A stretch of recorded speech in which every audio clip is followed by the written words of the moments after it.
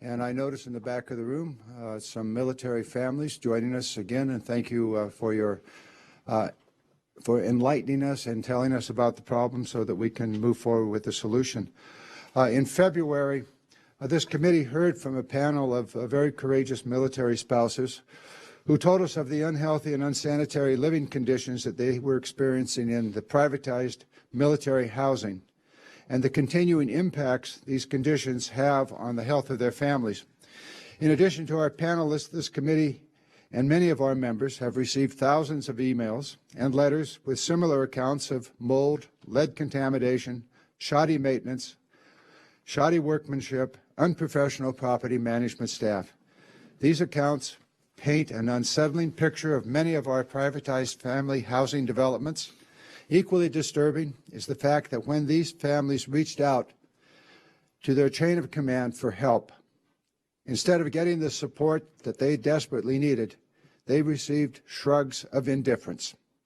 And they were told that there was nothing the military service could do to help them. Well, that was the wrong answer.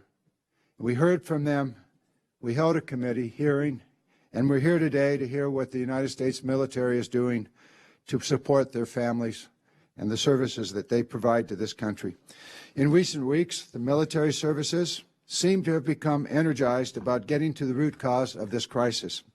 We have heard encouraging news from senior leadership of the engagement of health and safety inspections, Inspector General investigations into work order processes, and housing hotlines to expedite getting families the needed help. However, efforts have been performed. These efforts have been performed at the headquarters level, and they may not have necessarily trickled down to the installations. We continue to receive large amounts of correspondence from families struggling in today's privatized housing. We've heard that in some cases the very efforts headquarters have put in place to improve the situation have led to counterproductive practices, like closing the maintenance work orders too quickly, and instead of using privatized partners, non-disclosure agreements are often used also. The services must expeditiously move from their assessment mode into implementation. They must use best practices from the housing developments that are working well and quickly implement the fixes required to conduct effective oversight at headquarters level and provide the necessary support to our military families at their installations. I expect our witnesses will provide us with information on the steps they're taking today to make headway on these issues and a detailed roadmap from here into the midterm and long term to keep this issue from ever happening again. Our families deserve better, and this committee will demand that the services do better. With that, I'd like to turn to my ranking member and good friend, Doug Lamborn of Colorado, for any remarks you may have. Okay, and thank you, Mr. Chairman. Thank you for calling this important hearing. This is the second hearing we've had on this extremely important topic. To begin with, I want to commend the courage and persistence of military spouses for bringing this issue to our attention. Without the diligence of military families raising their voices on behalf of others, we might still be uninformed about these troubling problems. This was truly a grassroots effort in the best tradition of America. Sadly, our collective management of military family housing was not in keeping with our proud traditions. There is no question that Congress and the military services were less than diligent in our oversight. My colleagues will recall the compelling testimony we had from several military spouses last February. They described an unyielding bureaucracy unwilling to address health issues and closing work orders with no real resolution. The frustrations they faced in trying to resolve health and safety concerns for their families made a deep impression on all of us. Thankfully, the military services now understand and accept that they have not provided adequate oversight over housing programs, and they are each taking steps to improve the situation. To be sure, not all housing programs suffered from mismanagement. Even so, the general disengagement of service leadership and the evisceration of housing staff, particularly at installation level, left a void. That void led to mismanagement at too many projects. By now, the military departments have assessed the situation. We are here to learn what needs to be done to fix the problems and maintain those fixes into the future. There is no more important work for this subcommittee to undertake, and we will work with our Senate colleagues to make sure that this important issue is addressed as successfully as possible. Thank you, Mr. Chairman, and I yield back. Thank you, Mr. Lamborn.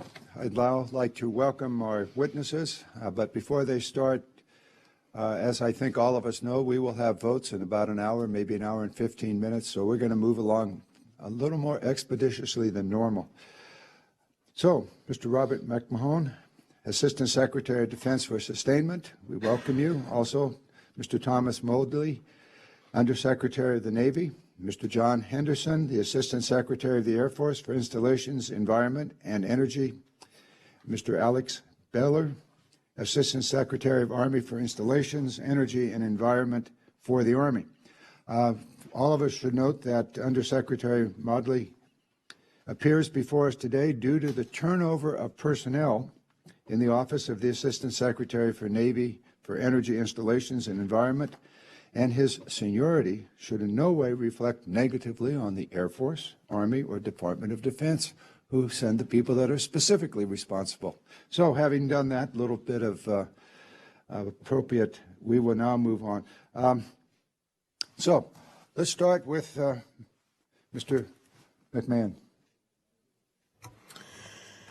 Chairman Garamendi, Ranking Member Lamborn, distinguished members of the subcommittee, thank you for the opportunity today to testify on military housing.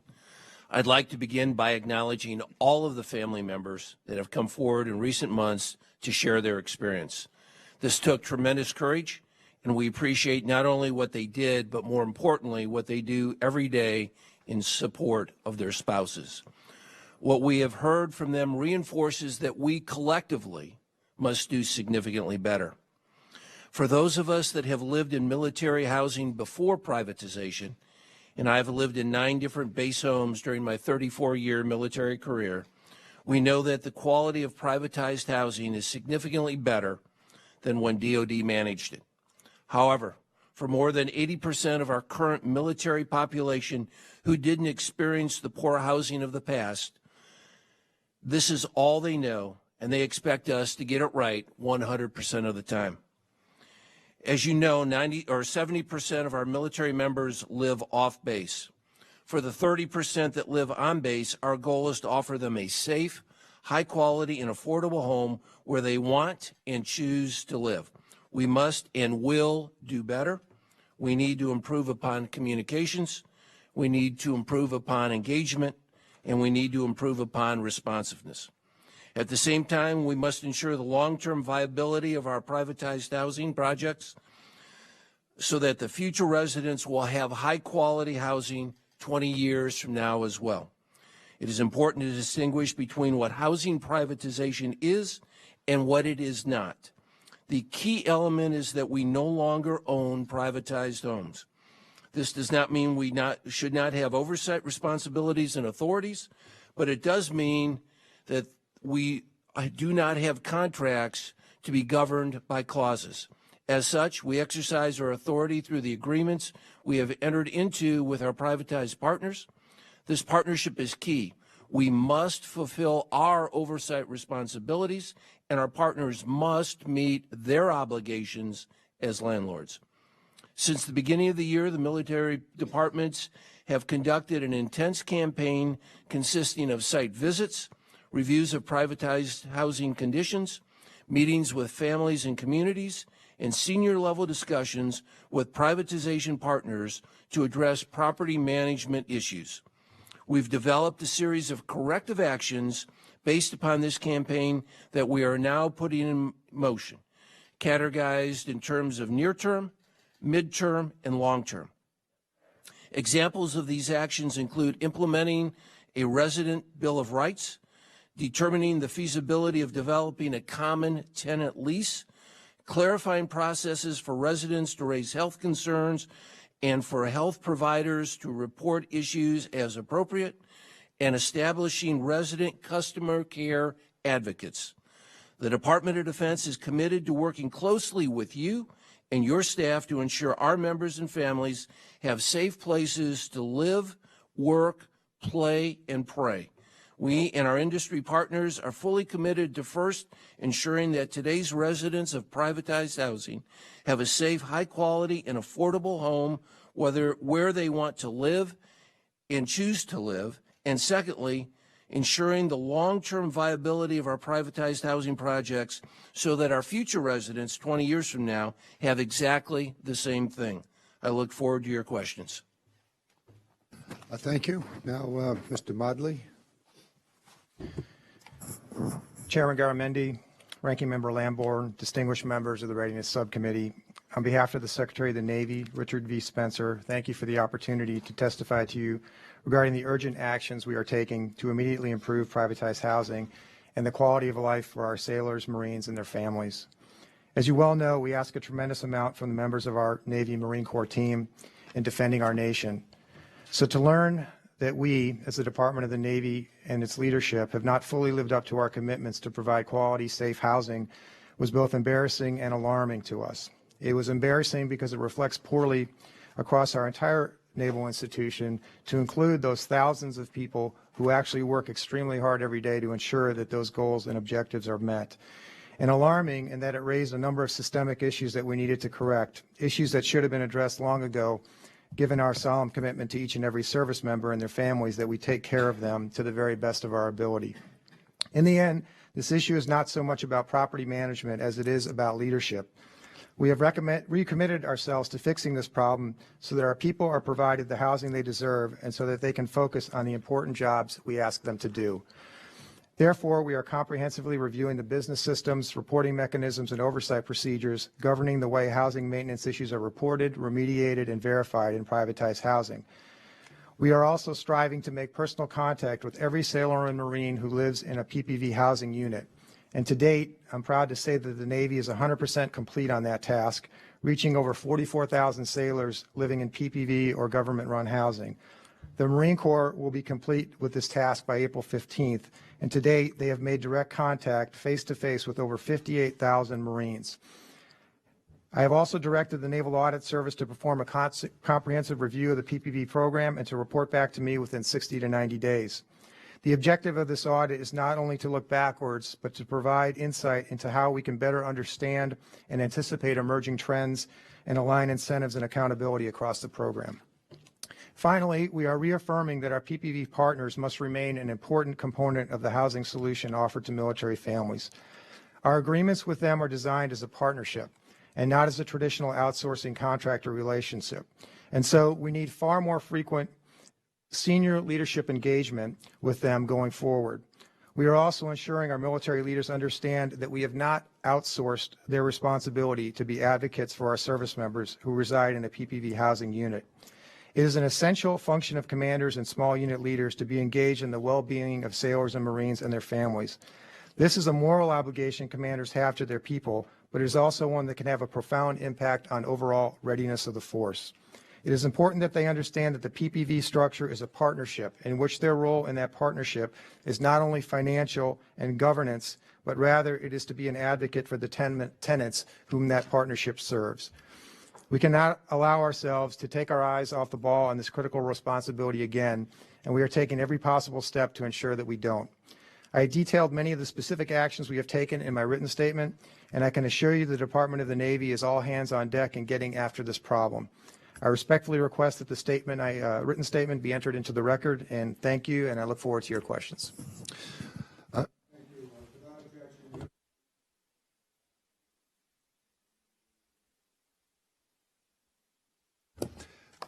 Mr. Henderson. Good morning. Chairman Garamendi, Ranking Member Lambourne, and distinguished members of this subcommittee. It is an honor to represent our airmen and senior Air Force leaders here today. My full written statement has been submitted for the record, but I just wanted to summarize the actions we've taken to address the challenges with privatized housing at some of our Air Force bases. We've heard the concerns of our airmen, their families, and Congress. And Air Force leadership at every level is aggressively addressing the challenges identified with family housing. We take the health and safety of our airmen and their families very seriously. Air Force leadership is currently working through 39 significant initiatives along 5 lines of effort to empower residents, integrate leadership, improve communication, standardize policy, and improve oversight. On February 12th, Secretary Wilson and General Goldfein directed an Inspector General assessment of policies, procedures, and best practices for handling resident complaints and protecting residents from potential health and safety hazards. This assessment will wrap up soon, and we intend to incorporate their recommendations into this action plan. On February 15th, Secretary Wilson and General Wilson directed a 100% health and safety review of family housing in an effort to identify the scope and extent of our housing challenges across the Air Force. We completed the review on March 1st, and our commanders are addressing over 4,700 deficiencies that were identified.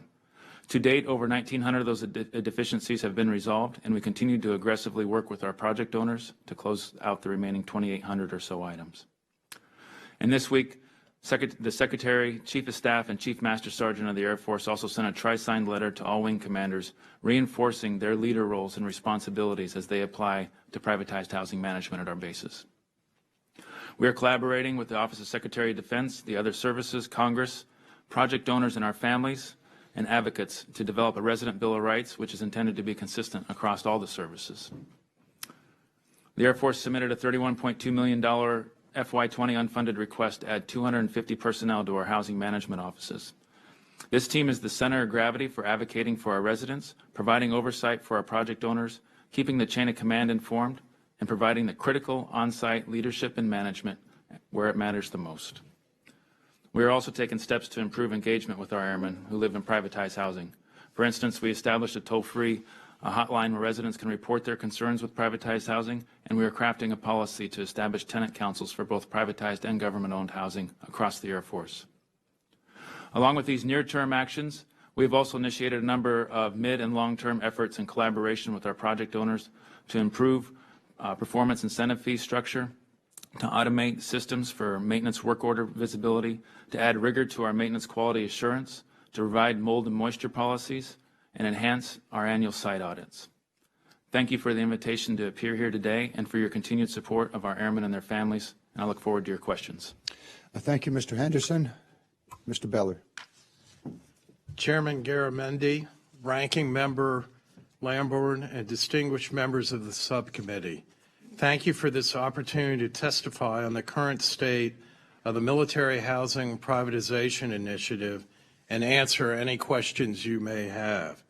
I want to begin by thanking the committee members for their continued support and commitment to the Army soldiers, families, and civilians. I look forward to working with you to achieve our mutual goal of improving the condition of Army housing. First, I'd like to emphasize that the safety and well-being of our soldiers and their families is paramount. The Army is committed to providing safe and secure housing across its 104,000 family homes, of which more than 87,000 are privatized.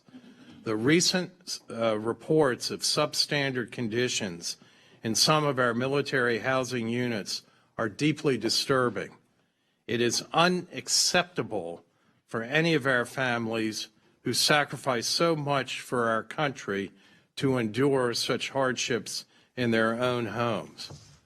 Army senior leadership directed installations to inspect housing, talk with families, and press housing CEOs into action. We recently required installation commanders to visit all family housing to ensure no family resides in a home with life safety or health deficiencies, and we are currently evaluating the results. Additionally, a recently revised Army survey addressing housing issues will be sent to residents shortly, and we will review our findings with housing CEOs.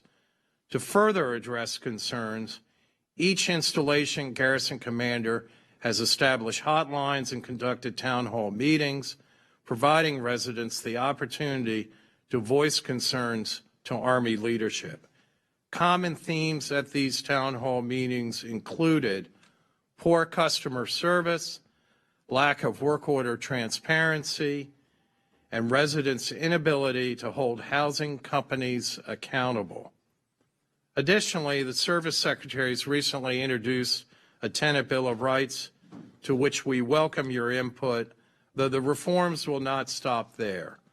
All companies have agreed to ensure sufficient trained technicians and staff will be available to address problems as well as issues brought up in our town hall meetings. The incentive fee structure and project metrics will also be reviewed. Going forward, it will be our task to take these commitments and codify them in project documents. Our mission is to provide high-quality homes and living experiences, both privatized and Army-owned. We remain committed to providing safe and secure housing for our soldiers and their families. But we need to do better.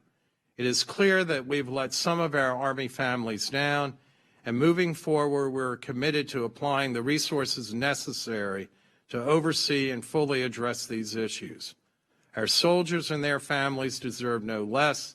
Thank you for your interest in this matter, as well as your continued support of the Army. Gentlemen, thank you for your testimony. We have very significant participation by the members of the committee, and we have little time. I would ask the members to see if we can work on 3 minutes rather than 5. Otherwise, we're going to leave a lot of our members without having an opportunity for questions. And I'll make mine very, very brief here. It's very obvious to me that the principal problem here was a lack of attention to this issue.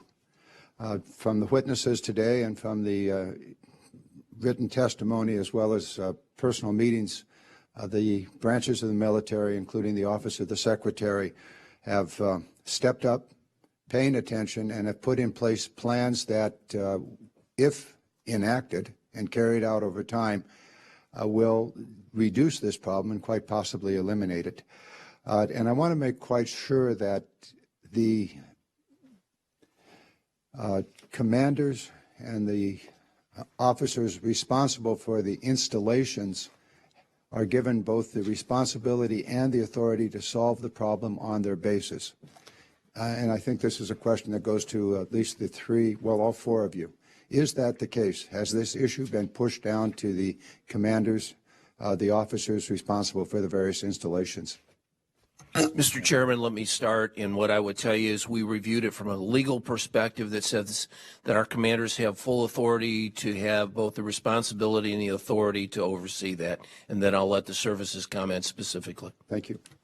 Let's start with the Navy and just run down the line. Yes, sir. Absolutely. We have empowered our installation commanders to be at the forefront of trying to resolve these issues. But I would also say it's also a command issue as well.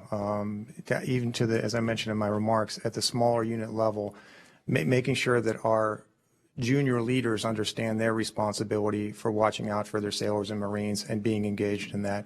That helps to elevate issues more quickly, and I think that's going to be a key to getting after these problems more quickly. Mr. Henderson. On behalf of the Air Force, yes, we're counting on our leaders and commanders to lead us for our corrective action plan. On behalf of the Army, absolutely. It's already been implemented.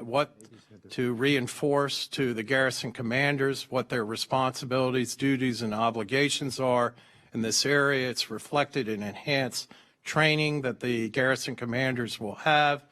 It also has been reinforced by requiring the garrison commanders to have regular town meetings, be engaged with responding and their housing authorities to the 24/7 hotlines, and basically educating the residents to make sure that they engage their chain of command up through and including the garrison commanders and on up to senior commanders and even the Army headquarters if indeed no satisfaction at the lower level has been incurred. Finally, the garrison commanders also are being instructed in how effectively to use the incentive fee approval that occurs every 90 days as far as appropriately rewarding the private companies for their performance during that time period. Thank you. Also, it's probable that you will need additional personnel, or at least people assigned to these tasks as we review and prepare for the NDAA. We'll look specifically for that piece of it. Are people going to be assigned to carry out this? And some of your testimony spoke to that. Mr. Lamborn. Thank you, Mr. Chairman. Once again, thank you for this important hearing. I'll work with you to make sure that the action plans that are formulated are carried out, and we'll continue our oversight in the future. Mr. Henderson, before I get into the general question for all of the service branches that are represented here today, I want to ask you about one item in particular that apparently is some late-breaking news, and it has to do with an employee of the firm that operates privatized housing at the Air Force Academy having been arrested for fraud. What can you tell us about that, and does it reflect in any way on the Air Force's oversight? Good morning. Thanks. This is an ongoing situation at the Air Force Academy and with our project owner there, and it's a very unfortunate situation. But I also think it serves as a good example of what routine oversight looks like and what it looks like when it's working correctly. Just to give a little background, to speak in generality, since it is still ongoing, in the fall of 2017, our project owner and through our normal audits, our annual audits that we do with the projects, we caught some financial anomalies with the management at the Air Force Academy. We immediately took action with an initial investigation conducted by the project owner that the Air Force monitored. Once we found out that those anomalies led us to what we thought was fraudulent activity, we turned those matters over to the law enforcement authorities in Colorado Springs, who conducted their own investigation, again, that we cooperated with.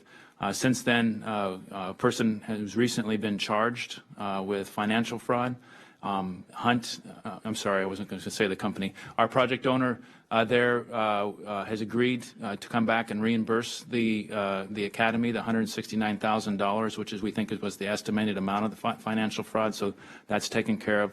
The matter is still ongoing. We're respecting the investigative process and the due process of the individual charged, but we continue to cooperate with authorities to ensure that these mechanisms are in place so that we can catch these things when they come up each year. Okay, well, thank you for taking action on that. Please keep the committee informed on how that comes along in the future. And my question for each of the three service branches here, including the Navy and Marines, is, do you have the necessary legislative authorities to improve management of privatized housing, and are you able to carry out your action plan under your current budget numbers? Sir, I think that we absolutely have enough legislative authority to handle this problem. As has been brought to light, this was really a management and leadership problem, less so than an authorities problem. So I think we're okay in that respect. We probably will need some help with respect to staffing up some of these housing offices in legislation. But I think with respect to authorities, I think we all feel comfortable that there's nothing lacking in the authorities themselves. This is more of us, as the chairman mentioned, paying closer attention to it, getting better metrics so we have more leading indicators of problems before they occur. Thank you. Mr. Henderson? I would agree with that. I think with regard to legislative authorities, we have that. Any constraints that we have are really within the transactional documents with the project owners, and in some cases we need to go in and adjust those. For instance, the metrics, performance incentive fees, things like that. And then with regard to help, per my opening statement, we're going to look to restaff our housing offices that were cut during the course of personnel cuts and sequestration. We've decided that was clearly a mistake, and we're asking for $31 million in an unfunded request to restaff those back to their original strength. Well, I'll insert an editorial comment here before Mr. Beehler comments, and that is sequestration had some very unfortunate results. We know you had to make tough choices and sometimes unpalatable choices. We're hoping that with last year's budget, the current year budget, and next year's budget that we're still negotiating, we have the top line numbers that really allow us to get back to where we should be. Mr. Beehler? I echo the comments that have just been made by my fellow counterparts in the services. It applies to the Army. We're undergoing comprehensive assessment and what our requirements and needs are. At this point, we don't feel that we need additional legislative authorities. It is clearly first and foremost getting our management side of the house in order. We have already hired 119 additional staff for our housing authorities at the installation level. We have money put in for the fiscal year 20 budget to make sure most of those positions are sustained going forward.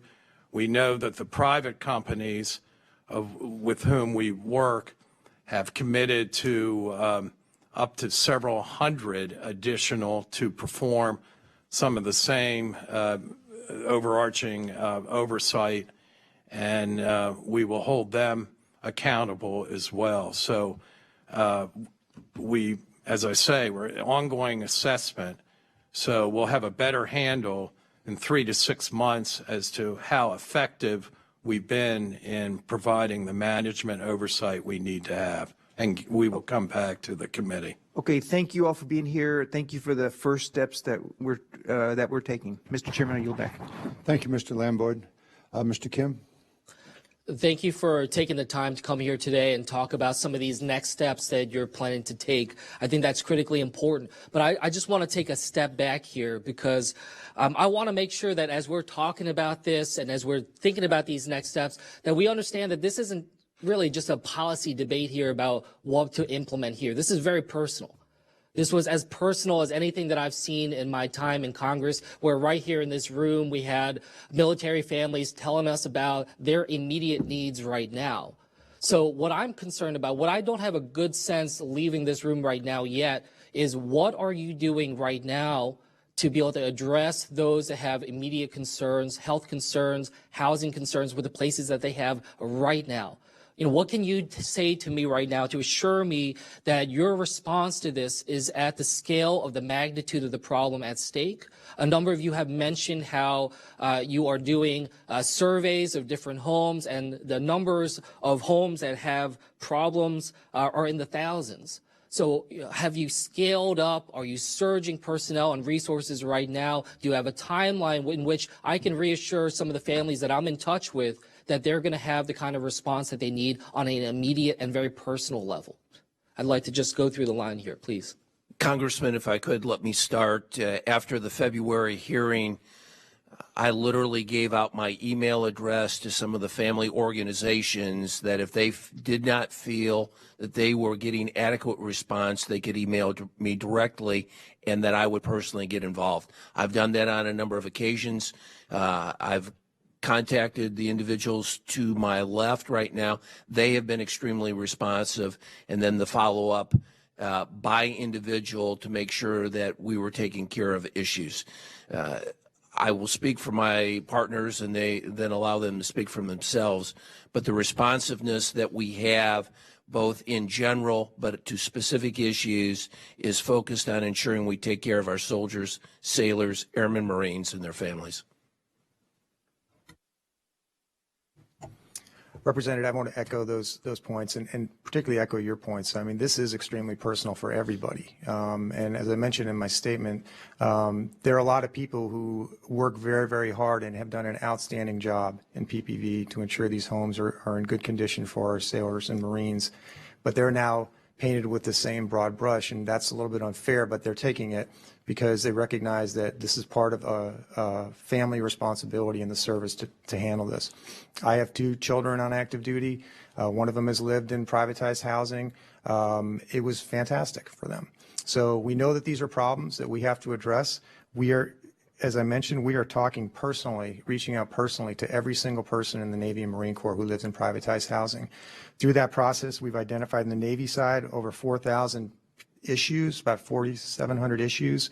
Of those 47, about 2,800 have asked for a personal visit, in-person visit to try and resolve the issue, and we're well on the way at ticking away at that. I think we've made about 900 of those visits to address the specific problems. That's in the Navy. And the Marine Corps has about 7,000, and they've had 7,000 personal visits and follow-up to these questions. So I think we are taking it extremely seriously as well as taking it personally, but we're trying to do everything we can immediately to address the immediate concerns. But the longer-term issues are also very important to us. We just don't want it to seem like we're overreacting. We want to make sure that we fix this in the long run, and that's some of the longer-term things that we're working on with the partners as well. Good morning. Like Mr. McMahon, my family and I spent about 18 years in military housing, some of it privatized, some of it before privatization. And I completely understand how personal this gets with families when things aren't going right, or when the family members deployed and we're leaving our families to fend for this on their own. And it's a very difficult situation. That's where we went in for the immediate actions and asked for 100% review of the health and safety conditions in our housing. That resulted, and now our numbers are up to close to 50,000 of our families who live in housing have been contacted, interviewed, assessed their safety concerns, and per my opening statement where we had come back, commanders and leaders went into the house, validated what the issues were, and we opened up about 4,700 work orders for which they are now surging on, and we're battle tracking here essentially with the Air Force. At the rate that we're resolving these, I expect it to take another 30 to 45 days to close these out. In some cases where conditions were unsafe, we're moving families into safer housing and taking care of that for them. And then part of this, a huge part of the loss of trust here in our assessment was just a lack of communication, a lack of understanding of what a dispute resolution process, the lack in roles and responsibilities of the commanders and leaders, and a lack of understanding of maybe the resources that were available. So we're working really hard to re-engage and communicate better with our families. Thank you. Unfortunately, our time has expired, but I just want to press having tangible timelines when we can deliver for these families, make sure they're getting the health care that they need, to have these remedies in tangible ways. I just ask that we follow up on that. Thank you. I yield back. Thank you. We're going to try to keep this as tight as we possibly can. We have a lot of members that would like to speak. Mr. Scott, you're next. Oh, before you come on, Mr. Scott, we've received a statement for the record from the Military Officers Association of America. Without objection, we'll enter that into the record here. Thank you. Mr. Scott. Thank you, Mr. Chairman. Mr. Chairman, I've known General McMahon for a long time now, and I can assure you that if he's in charge of resolving an issue, that you're going to get a satisfactory outcome. He takes it head on and has done a wonderful job, did a wonderful job at Robins Air Force Base. And I'm glad he's in the position he's in. I had a chance to talk with Mr. Henderson yesterday for a while. One of the things that I will tell you in the Bill of Rights that is important to me, and talking to the men and women that came to testify before us, when a contract mandates mediation, and then that contract has loser pay provisions in it that could effectively force a soldier to pay 100% of their annual income to carry a housing company, a multi-million-dollar housing company, to a mediation, that's not acceptable. And so the loser pay provisions of the contracts, I don't mind the mediation. I'm happy that the mediator, as I understand it, is going to be part of the chain of command, but that's not a square deal or a fair fight for our soldiers to mandate mediation and then to mandate loser pay on our soldiers. With that said, I want Mr. Henderson. Hurricane Michael hit the southeastern United States October the 10th. Is the most pressing thing for the Air Force right now in your position as head of installations a disaster supplemental?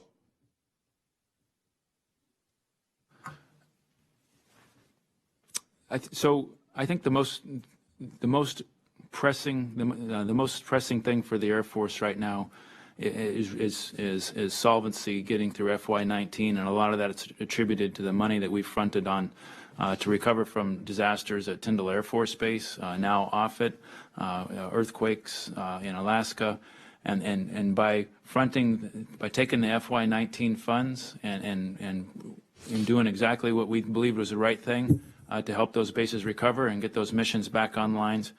We've asked for supplemental funding, and at this point, without that supplemental funding, we're looking at very severe impacts to Air Force solvency for the rest of FY19. Perhaps urgent would have been a better word. but I want to make my colleagues aware of this, and I want to give equal criticism where criticism is due. Senator from New York, Senator from Vermont refused to allow a vote to push forward on disaster assistance this past week. We have been promised, those of us hit by this storm have been promised disaster assistance from both sides in both chambers since mid-October, that any bill to open the government would include the disaster assistance and the supplemental funding, including the funding for the Air Force. That hasn't happened. Now, I do think that those games are being played, and I think that it is a senator from New York and a senator from Vermont predominantly playing those games. But I also think it's extremely irresponsible for the Office of Management and Budget to not submit an official request for supplemental disaster assistance funding. And I just can't understand, with the magnitude of the impact of these storms to our Air Force, to readiness, to our installations, to the men and women in uniform, I can't understand why our Office of Management and Budget, controlled by my party, didn't submit a request for supplemental assistance, which I think is absolutely unacceptable. And I think it's unacceptable that Senator Schumer and Senator Leahy have played the games they've played with disaster assistance. And I want to remind everybody, we have one legislative day after today before we leave, and we will not return until April the 29th. Would it make a difference to you if you got a disaster bill today versus, say, May? Absolutely, Congressman. We've already stopped projects, stopped funding for projects in order to preserve those funds for readiness needs. We're impacting aircraft and satellite repair, and at some point we'll be stopping or slowing down recovery at Tyndall, and we'll only do life, health, and safety things at Offutt. And that by deferring that money, since it's one-year money, if there is supplemental funding, that means we have to come back and work twice as fast to get that executed at the end of the year. My time is about to expire. Yeah. I have a tremendous amount of respect for you. I apologize for interrupting, but you're also, according to the Air Force, going to cut 18,000 training and flying hours starting over the next couple of months. Is that correct? That's the intended consequence without supplemental funding. Yeah. Thank you. Thank you, Mr. Scott. I will control myself, although I will say there was $1 billion sloshing around in the Department of Defense that could have been made available for this purpose. Let me now move to our next, Ms. Houlihan. Hi, and thank you. And Mr. Scott, I also appreciate your comments, too, and I don't think it's a good idea to play games. I trained at Tyndall Air Force Base, but I also have family in Puerto Rico, and I feel like we're playing with everybody's lives in these partisan games, and so I appreciate your comments. I also am a third-generation military member myself. My dad and my grandfather served full careers in the Navy, and my brother and I grew up in military housing. My mom and her 5 brothers and sisters grew up in military housing off and on, and so this is personal to me, too, for a lot of reasons. And so my questions first are sort of, I guess, tactical in nature, and then are maybe a little bit more personal in nature. One is that we've talked a little bit about readiness and whether or not people are genuinely going to be able to deploy when they have issues like this at home. But a second question is, how about recruitment? Have you seen any sort of implications to this in terms of recruitment because of this narrative that's been following military housing around? Congresswoman, I'll start and then I'll turn it over to the services. We all understand that we recruit the individual, we retain the family, and they care about 4 things. Our military families are tremendously resilient, and they can go with just about any challenges they face. All they ask for is a safe place to live in, adequate medical attention, good schools for their kids, and when we move them, we don't break all their stuff. And so this is an integral part. And in reality, we're working those issues today. I personally have 2 of those 4 that are on my plate. We are dead serious about making sure that we provide our military families, whether on installation or off, with a safe place to live and something they can. But, and I guess I only have 3 minutes time. Has anybody any data about whether or not this has impacted recruitment in any form? Representative, we don't have any data on that just yet. We are obviously getting a lot pressurized on recruiting because of the state of the economy. That's always going to cause us issues, but we haven't seen anything yet related to this. that's impacting either recruiting or retention in the Navy. Thank you. And my second question is also a two-part question. And I, in addition to being a former military member, a veteran, I am also a mom. And I spent the last few years of my career focused on early childhood development, pre-K through fourth grade literacy particularly. We know that kids under 6 who are exposed to things like lead and like mold and those sorts of things end up experiencing pretty significant delays. Have we, I know that Mr. Henderson, you talked a little bit about the 50,000 people who you had documented. Have we quantified at all how many kids under 6 have been impacted by this? Ma'am, we have not quantified numbers for children under 6. And my second part of the question is, if we haven't quantified that, perhaps we should, but has there been any effort to put some sort of teeth into this by identifying through teachers or daycare providers or parents themselves sort of the signs that you should look for if your child has been impacted by mold or your child has been impacted by lead?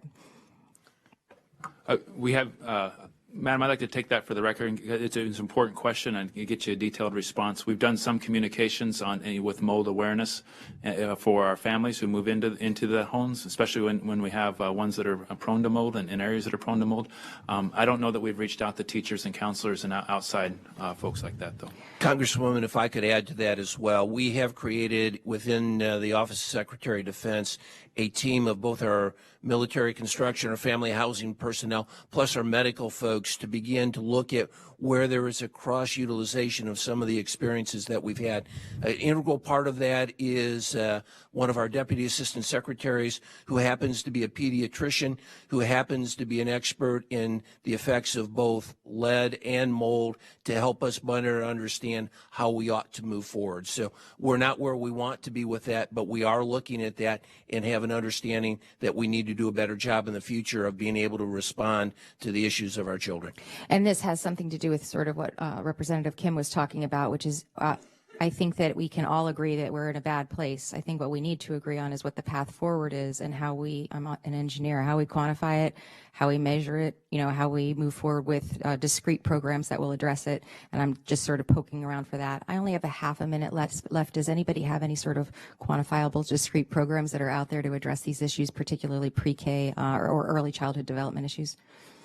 Ma'am, the Army has comprehensive testing of children under 6 for lead, particularly focused on housing from pre-1978, and has been able to track data that shows that children with lead in their systems at that age within the greater Army community, all children are tested for lead, whether they're in the 78 old housing or not.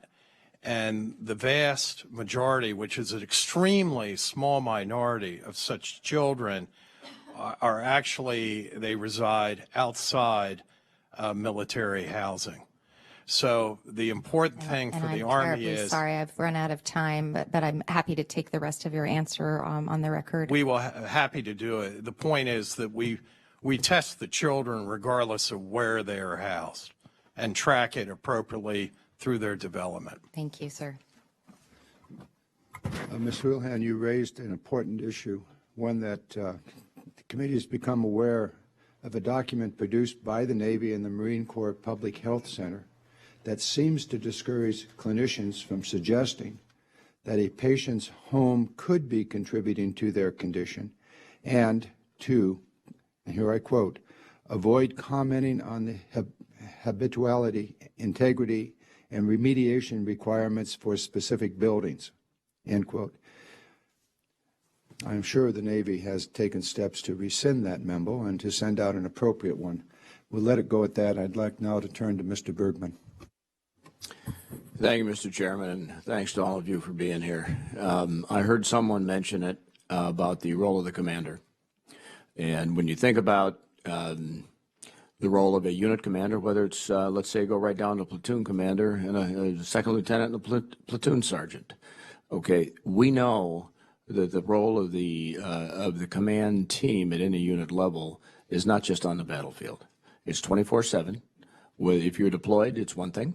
If you're in garrison, it's another thing, but it's the welfare of your troops and their families. And I was glad to hear you mention that, because that is one of the challenges, as you know, as we bring in the all-recruited force here in its third generation, is that it's not a 9-to-5 Monday through Friday job. You have responsibility for the health and welfare of all of your Marine soldiers, sailors, airmen, Coast Guardsmen, et cetera.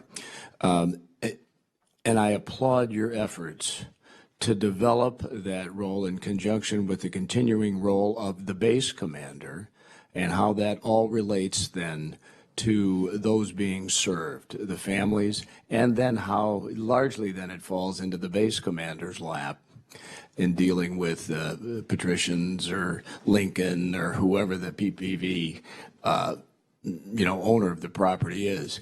This is evolving, and we know we have issues, but I applaud you, and whatever we as Congress can do to back you up as you develop that role of those various commanders, and then with the company, the companies, that is going to be our success. We'll get through this, but I just thank you for that, and I'll buy back some of the valuable thing that we cannot ever get back is time, and I yield back.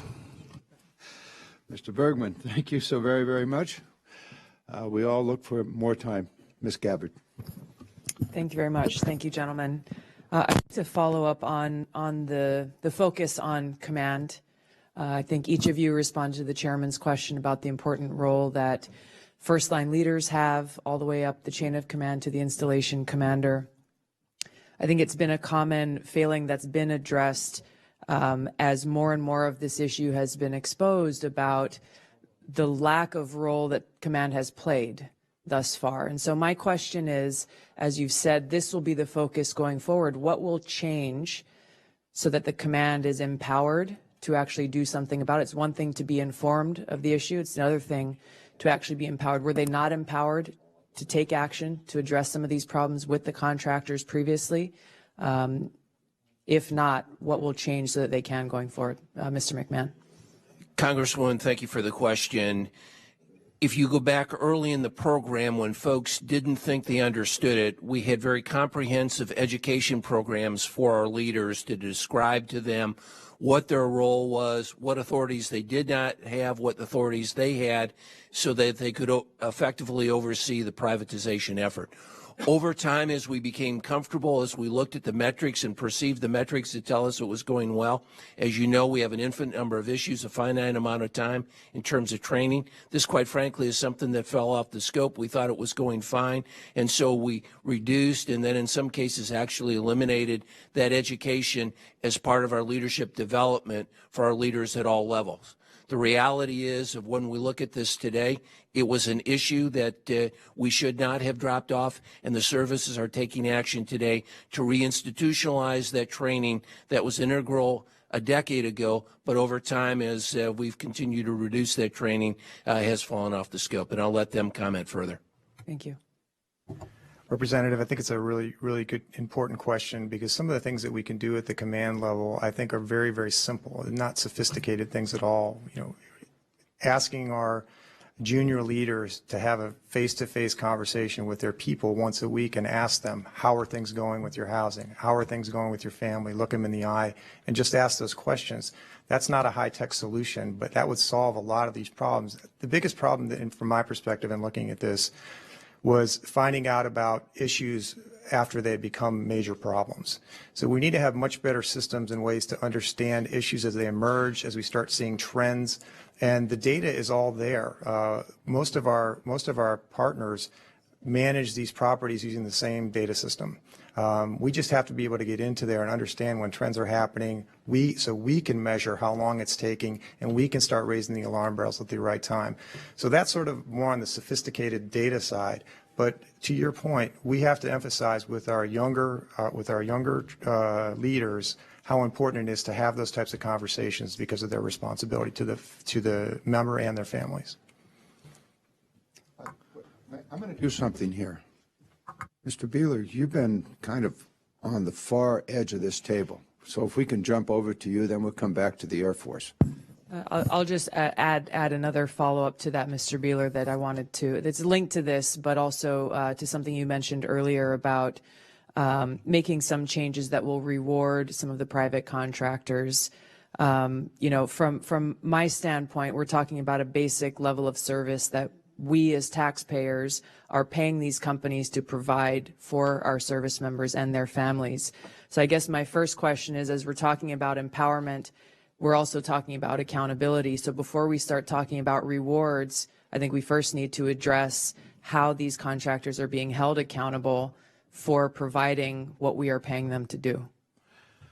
Thank you, Representative. And what I meant by quote on, and I should have put it in quotes, rewarding the private companies, is that every 90 days, and I think this applies to across the services, there is an incentive fee determination that is made by the garrison commander based on performance of the private companies.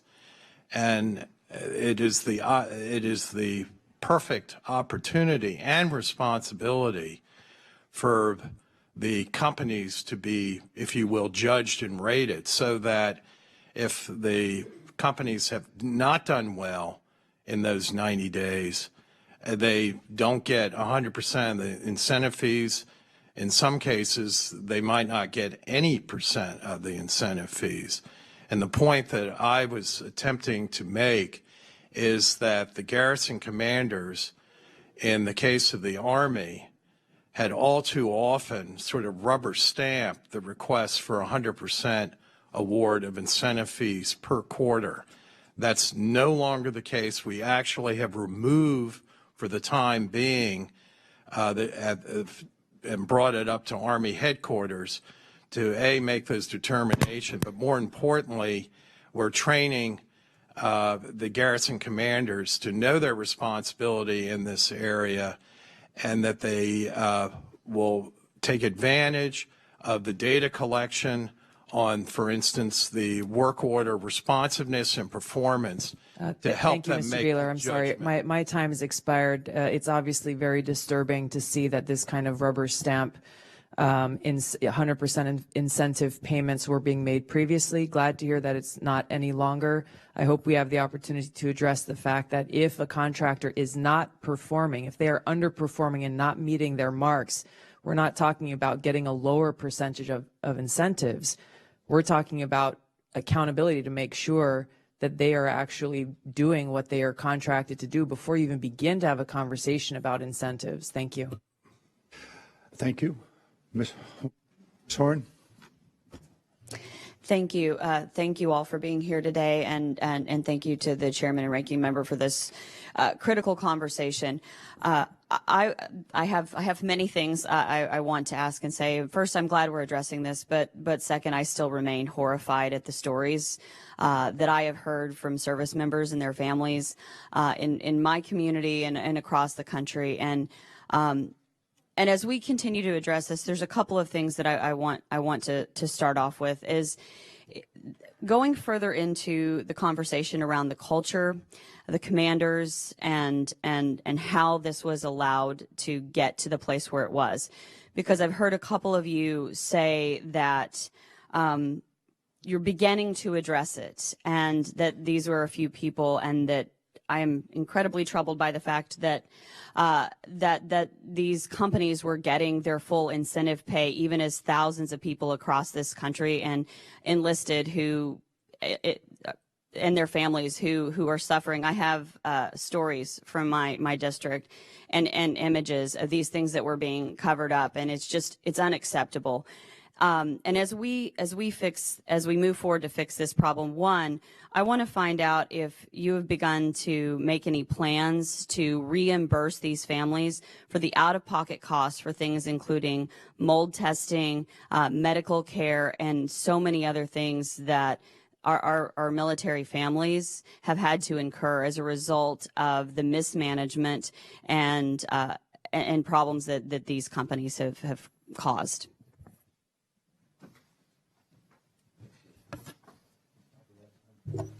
Representative, thanks for the question. I don't know that we have been presented with opportunities to do that. However, once we are, I am quite certain we'll look at those and figure out a way to compensate if there was a problem like that. I just am not aware, and I'll take that one for the record to find out exactly what's happened in the past with respect to those types of issues. And for the Air Force, what we've done is ensured that we've in an effort to better communicate with our residents, make sure that they know they have resources inside the Air Force and legal assistance resources inside the Air Force to request claims and make claims against the project owner for costs like mold testing, maybe damages to furniture or something because of negligence, or extended medical care costs, and so we've provided the information for them to better go about doing that. In the case of the Army, the project companies are reimbursing family. We'll take further details for the record, but this has been ongoing at least over the past several months, if not longer. Thank you. And following up on a couple of other things for Ms. Gabbard and Mr. Scott. One, I want to echo, and I appreciate that being on this committee and working with the concern across the aisle that these are not issues that should ever be partisan, and we should be placing the well-being of our service members above everything else. So to Mr. Scott's point, I just want to reiterate that the fact that we have loser pay provisions and forced mediation from enlisted is something that I would like to say I think we need to address. And Mr. McMahon, I'd like to know if there's any plans to begin to address those issues. Congresswoman, as you look at the Bill of Rights that we're putting together, that we've shared with the committees so we can get your specific input, next week we'll sit with the family organizations, share it with them so they have the opportunity. But that's exactly what we want to ensure we deal with the Bill of Rights, that it's clear to both our private partners as well as to our members what they can expect, and set those expectations before we get into a situation where we're trying to resolve this. And finally, I want to circle back one more time to Ms. Gabbard's point about the incentive fees, and if there's been a consideration that these fees could be recovered that were previously paid, if there's any pathway to recover some of those fees for these properties that were clearly mismanaged and are now requiring costs be outlaid for health care, for so many other things for our service members. Congresswoman, I'll take it for the four of us. I'm unaware. I'll go back and talk to our acquisition personnel to see if there is, but I'm unaware of any tools, since we have made the commitment at this point, that they could be recovered. Thank you. Thank you. My time has expired. Thank you. Ms. Holland? Thank you very much, Chairman. And thank you all so much for taking the time to be here today. Like some of my colleagues, I was raised in military housing as well. My dad had a 30-year career in the Marine Corps, and so I spent my entire childhood growing up on military bases. And it's interesting that back when I was a kid, before you could move out, they'd come in with a white glove and go in every corner and look in every vent, and I mean it was as disciplined as my father's career was, and so it is a little disheartening to have learned about this over the past months, and it's happening, in fact, in my home state of New Mexico, where the climate is extremely dry. So I am disheartened, to say the least. But in addition to everything that's been mentioned here today, I've heard reports that retaliation still persists against military families who are raising concerns about the conditions of their housing. This is extremely troubling, as retaliation is a big part of the breach of trust between the Department of Defense and families that lead these families to come to the press and to Congress in the first place. And it must stop. I realize that for some military wives, one way they can communicate with other families is through social media, and so I realize that is one way they've been trying to figure out who all is suffering from the same issues that they are. So I wanted to ask each of you if you commit now to adopting and enforcing a zero tolerance policy on retaliation against any families, any military families who are raising concerns about the housing, including within the chain of command on the bases where our service members live and serve, in the housing offices that should be advocating for our military families, and among the private contractors who we are paying to serve our families. So if each of you could let me know if the zero tolerance policy on retaliation is happening now and if it's being enforced. Congressman, I'll tell you that we have zero tolerance for it, to the point of proactively giving out our email addresses. So if we hear of it, folks can reach out to us to take it. But absolutely a zero tolerance. And for the Department of the Navy representative, absolutely that is the case. We made it very clear to our partners it's unacceptable, and it's also one of the key planks of the Tenant Bill of Rights that we're developing. Thank you. Ma'am, that has always been the policy of the Air Force, and this was an opportunity for us to reinforce that.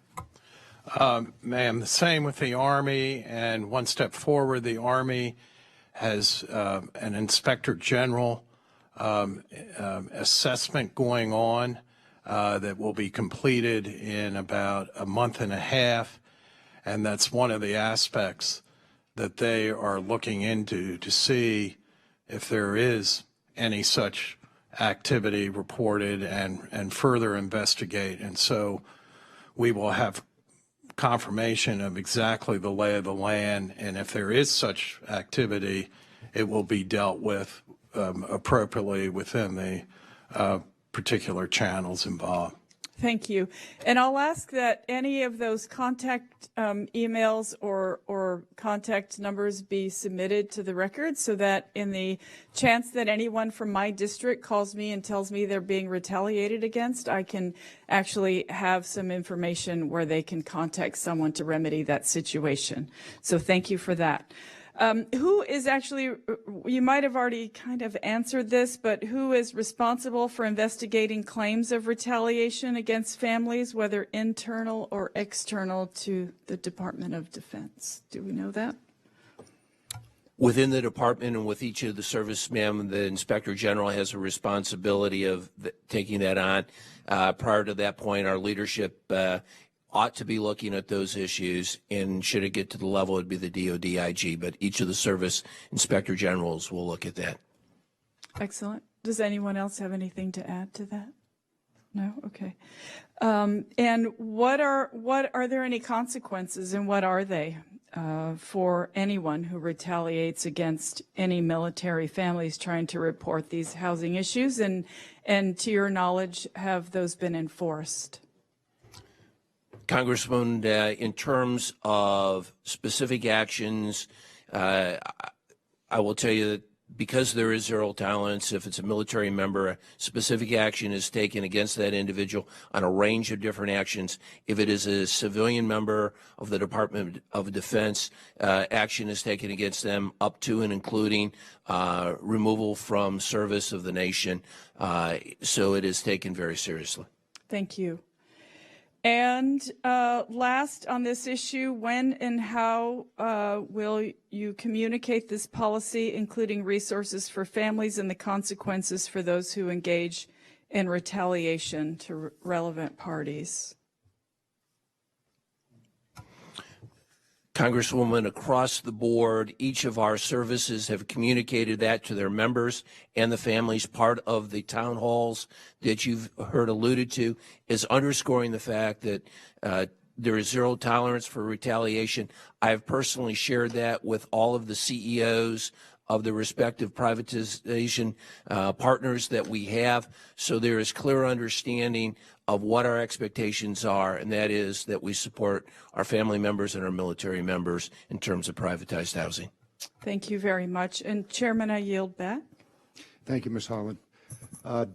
We have completed the first round of questions. Mr. Lamborn, if you'd like to make some closing remarks, if you would, and then I'll do the same. And thank you. And this is an important hearing. Thank you all for being here. Thank you for the first steps that each of the services and the DOD-wide are making. I can tell that the specificity is there, the metrics, the harnessing of incentives, the re-education or better education of down to the garrison level of the leverage that we do have with the private contractors, and for them to be it to be reinforced to them of their obligations and responsibilities, and contractually and morally. So I'm really happy that we are making progress, but we will be continuing to oversee this. This is something that is had, like I say, good first steps, but it's only the first steps, and time will prove and tell that this is being successfully rectified, and I look forward to that. Thank you, Mr. Chairman. I yield back. I want to thank the committee members for their intense interest in this matter, and equally, and perhaps more important, the family members who had the courage to bring this issue to the attention of Congress. You've done a great service for all of the members, all of the men and women who serve in our military, and I want to really express to you those people that had the courage to come forward. You've made a difference. Within really 2 months here, in less than 2 months, the leadership of the Department of Defense and the services have stepped forward and have put in place a series of projects and programs that should, if carried out over time, resolve many of these problems. I want to just follow up on some of those. First of all, each of the services and the Secretary, the Office of Secretary, have indicated that they have emails and telephone numbers that are available to receive complaints. I assume that those will be available. The committee will have those, and we'll make those available to anybody that would like those.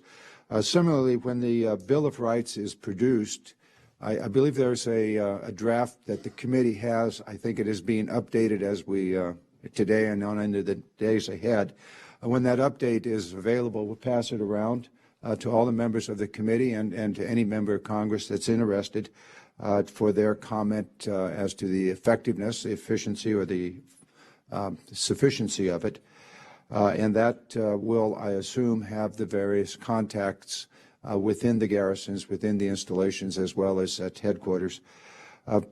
Also, we noticed that each of the services are rebuilding the personnel necessary to monitor. That'll be part of the work that we'll do in the NDAA and the upcoming work that this committee has in that regard to make sure that that is in place. And we will, of course, beg our appropriators to fund those positions. The lease contracts are under review.